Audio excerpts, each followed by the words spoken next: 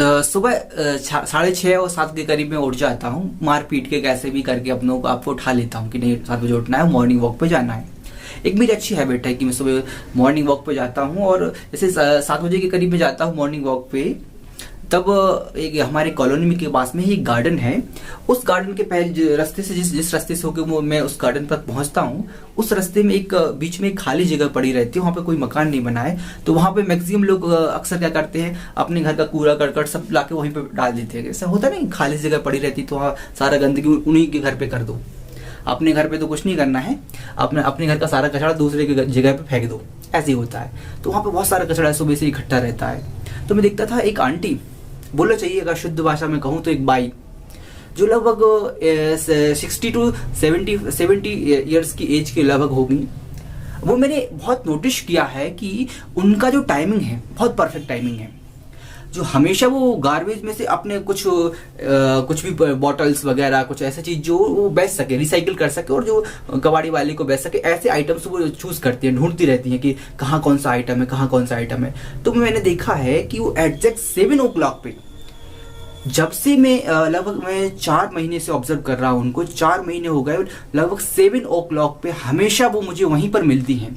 क्योंकि ठीक 5 o'clock पे नगर निगम की गाड़ी आती है जो कचरा उठाने आती है, तो सारा कचरा उसमें से भर के ले जाती है नगर निगम की गाड़ी। तो इससे पहले कि नगर निगम की गाड़ी वो सारा कचरा उठा के ले जाए और उनको उसमें से बॉटल्स वगैरह जो बॉटल्स, प्लास्टिक मटेरियल्स, जो भी इक्विपमेंट, कुछ छोटे छोटे कचरा रहता है ना, जिससे उसको बेच के वो पैसा कमा सकें, अगर वो थोड़ा भी लेट हो जाए, 5 मिनट भी लेट हो जाए, तो वो सारा जो कचरा जो था उनका, जो भी उनका जिससे उनको इनकम हो रही थी, वो नगर निगम वाले ले जाएंगे।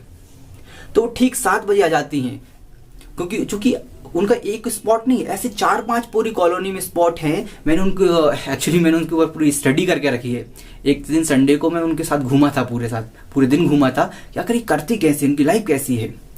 तो मैं बहुत शौक रह गया कि इतना परफेक्ट टाइमिंग से वो काम करती हैं, तो ये क्या डिसिप्लिन नहीं है? क्या ये डिसिप्लिन का पार्ट नहीं है लाइफ का? कि अगर वो 7:05 पे आ रही हैं तो मैं उनको वो कचड़े में से जो यूजफुल थिंग्स है वो नहीं मिलेगी, तो ठीक टाइम पे आती हैं और काम करती हैं अपना, और वो उस काम से अपना डेली का पेट भरती हैं। अगर एक भी दिन वो मिस कर दें कि आज नहीं, आज थोड़ा सा सो लेते हैं, या आज कुछ थोड़ा भी लेट हो जाए, कुछ भी प्रॉब्लम हो गई, छोटी मोटी प्रॉब्लम है, तो कि यार नहीं आज मन नहीं कर रहा, आज रहने दो, नहीं, तो उनका पेट खाली रह जाएगा उस दिन उनको कुछ खाने को नहीं मिलेगा। तो आप सोचिए जरा कि एक डिसिप्लिन, क्या ये डिसिप्लिन नहीं है? हम डिसिप्लिन की बड़ी बड़ी बातें करते हैं, बड़े बड़े मोटिवेशनल स्पीकर्स बड़ी बड़ी कहानियां सुनाते हैं कि डिसिप्लिन ऐसा होता है, डिसिप्लिन वैसा होता है। क्या ये डिसिप्लिन नहीं है?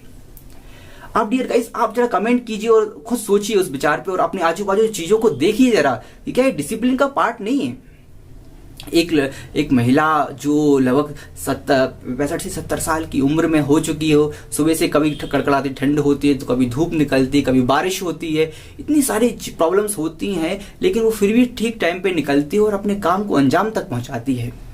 एक भी दिन वो लेट नहीं होती। वो नहीं कहती कि आज संडे है, वो नहीं कहती आज मंडे है, उसके लिए संडे मंडे कुछ नहीं, कोई वीकेंड नहीं, कोई छुट्टी का दिन नहीं, लगातार वो काम करती रहती है। तो मैंने उनके ऊपर एक दिन मैंने हल्का सा ऑब्जर्व किया था उनको, तो फिर मैंने ऐसा, मेरे माइंड में दिमाग में कुछ नहीं आया। फिर मैंने एक दिन और उनको ऑब्जर्व किया, फिर मैं लगातार 3 से 4 महीने तक ऑब्जर्व कर रहा हूँ, और मैं उनके डिसिप्लिन से बहुत शौक हूँ। मेरे लाइफ का मतलब ऐसा लगा यार, बस यही पर्सन है जो मुझे चाहिए था। ये इससे बड़ा मोटिवेशनल स्पीकर कोई हो ही नहीं सकता दुनिया में, क्योंकि वो अगर 5 मिनट भी मिस करती है तो उसका पूरा दिन का खाने का इंतजाम नहीं हो पाएगा, वो खाली पेट सोना पड़ेगा उसको। तो अब जरा आप अपने आप को उनकी जगह पर रख के देखिए कि उनकी लाइफ में डिसिप्लिन कैसा है और आपकी लाइफ में डिसिप्लिन कैसा है। आप उन दोनों से कंपैरिजन कीजिए कि आप जो अपने लाइफ में जो अचीवमेंट चाहते हैं, क्या उसके लिए ये डिसिप्लिन जो आप काम कर रहे हैं वो इतना सफिशिएंट है या नहीं है। अगर सफिशिएंट नहीं तो अपने डिसिप्लिन को कैसे स्ट्रांग बनाएंगे, इस कहानी से आप बहुत अच्छे सीख सकते हैं। एक कहानी नहीं है, ट्रू इंसिडेंट है जो मैंने खुद अपनी आंखों से देखी है। डियर गाइस, यदि आपके पास भी कोई ऐसी कहानी है जिससे मैं या जो व्यूअर्स बहुत सारे व्यूअर्स देख रहे हैं वो कुछ सीख सकते हैं, तो ऐसी कहानी थोड़ी सी कमेंट सेक्शन में मुझे कमेंट करके जरूर बताएं, मुझे बहुत अच्छा लगेगा।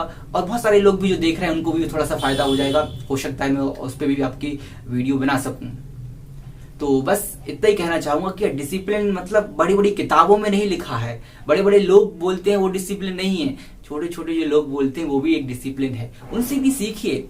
कई लोग बातें करते हैं, बिल गेट्स जी बड़े बड़े जैसे बड़े जायंट्स हैं, बड़े बड़े पब्लिक जायंट्स हैं, बड़े बड़े बिजनेसमैन हैं, वो कुछ बोलते हैं तो हम जल्दी सीखते हैं कि यार इसने ये बोल दिया, ऐसा ऐसा कर दिया। अरे आपने आसपास भी तो देखो यार, उनसे बड़े बिजनेस मैनेजमेंट की स्किल्स आपको यहाँ अपने आसपास देखोगे तो सीखने को मिलेगी। टाइम मैनेजमेंट का जो लेसन है, या IIM में मैनेजमेंट की क्लासों में भी ये डिसिप्लिन का जो रूटीन है ये आपको समझ में नहीं आएगा। जो इस कहानी में आपको डिसिप्लिन का एक जो मेन मोटो होना चाहिए, किस तरह से डिसिप्लिन काम करता है और कैसे आप उसको अपनी लाइफ में इंप्लीमेंट करके अपनी लाइफ को और बेटर बना सकते हैं, ये हमें इस कहानी नहीं रियल इंसिडेंट से सीखने को मिला। Okay dear guys, thank you, wish you all the best.